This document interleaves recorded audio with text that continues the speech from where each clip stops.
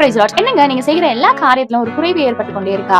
நீங்க உங்க வாழ்க்கையில குறைவே காணப்படக்கூடாது அப்படின்னா நீங்க என்ன தெரியுமா செய்யணும்? சங்கீதம் 34:10 ஒரு அழகான வார்த்தை இருக்கு. சிங்க குட்டிகள் தாழ்ச்சியடைந்து பட்டினியா இருக்கும், கர்த்தரை தேடுகிறவர்களுக்கு ஒரு நன்மையும் குறைபடாது. ஆமாங்க, சிங்கம் வந்து காட்டுக்கே ராஜா. சிங்கம் என்ன பண்ணுனா தன் குட்டிகளுக்கு வந்து பசி எடுக்குது அப்படின்னா அது என்ன பண்ணுனா கெர்ச்சிக்க ஆரம்பிக்கும். அது கெர்ச்சித்த உடனே அந்த காட்டுல இருக்க சின்ன சின்ன விலங்கு, இந்த மானு அந்த மாதிரி எல்லா விலங்கும் தானாகவே வந்து சிங்கத்துக்கு முன்னாடி வந்து அதுவே வந்து விழுந்து சிங்கம் உடனே என்ன பண்ணா அதுவே வந்து நடுங்கி வந்துடும். சிங்கம் உடனே அதை அடிச்சு வந்து தன்னோட குட்டிகளுக்கு இரையா போட்டுரும். அது காட்டுக்கே ராஜா. அது நினைச்சா என்ன வேணா பண்ண முடியும். அப்படிப்பட்ட அந்த சிங்கத்தோட குட்டிகளே வந்து தாட்சியா இருந்தா அதுக்கு குறைவு ஏற்பட்டு அந்த குட்டிகள் கூட பட்டினியா இருக்கும். ஆனா கர்த்தரை யார் தேடுறாங்களோ அவங்களுக்கு வந்து ஒரு நன்மையுமே குறைபடாதுன்னு பைபிள் சொல்லுது. அதாங்க உண்மை. நீங்க ஏசப்பா உண்மையை உத்தமா தேடும் போது ஏசப்பா வந்து சிங்கத்தோட குட்டியே பட்டினியா இருந்தாலும் அதுக்கே குறைபட்டாலும் யாருக்கு எந்த குறைவு வந்தாலும் ஏசப்பா உங்களோட வாழ்க்கையில எந்த ஒரு குறைவு வராம உங்க குறைவு எல்லாம் விஷயம் ஏசப்பா வந்து நிறைவாய் மாற்றிக்கிறவரா இருக்காரு. சோ ஏசப்பாவை நீங்க உண்மையை உத்தமா தேடுங்க. அப்போ உங்க வாழ்க்கையில எந்த ஒரு குறைவும் ஏற்படாது. So don't worry. God bless you. Have a nice day.